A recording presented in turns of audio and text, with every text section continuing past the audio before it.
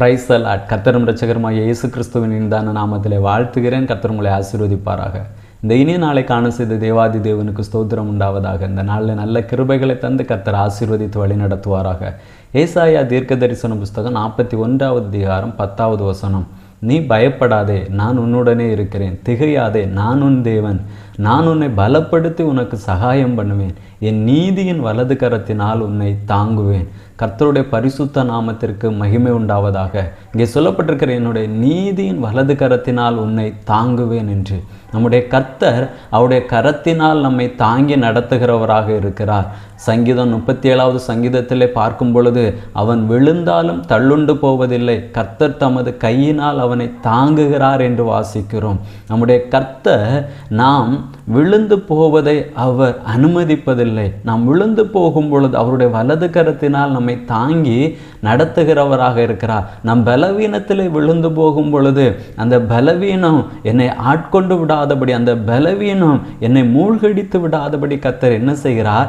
தாங்கி நடத்துகிறவராக இருக்கிறார். சில சோதனைகள் வந்து விழுந்து போகும் பொழுது கர்த்தர் தம்முடைய வலது கரத்தினால் நம்ம என்ன செய்கிறார்? தாங்கி நடத்துகிறவராக இருக்கிறார். நம்முடைய வாழ்க்கையில் எவ்வளவோ பலவீனங்கள் வந்தது, எவ்வளவோ சோதனைகள் வந்தது, எவ்வளவோ பிரச்சனைகள் வந்தது.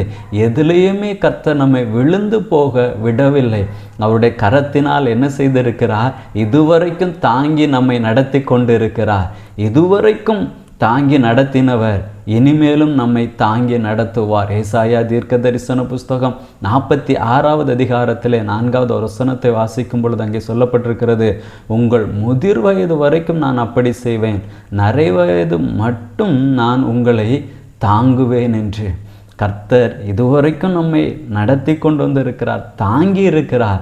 நம்முடைய வயது முதிர்வு வரைக்கும், நம்முடைய நரை வயது வரைக்கும் கர்த்தர் நம்மை நிச்சயமாக தாங்கி நடத்துவார். ஆகையால் சோர்ந்து போகாதிருங்கள்.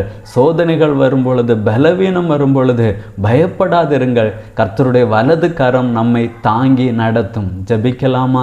நல்ல தகப்பனே, உம்மை நன்றியோடு உம்மை துதிக்கிறோம், உம்மை ஸ்தோத்தரிக்கிறோம். அப்பா, எங்களை உம்முடைய வலது கரத்தினால் தாங்கி நடத்துகிறீர் தகப்பனே. எங்களுடைய நிறைவயது வரைக்கும் கர்த்தர் நீர் எங்களை தாங்கி நடத்தும். உம்முடைய நாமத்தை மகிமைப்படுத்தும். இயேசுவின் நாமத்தில் பிதாவே, ஆமென். God bless you.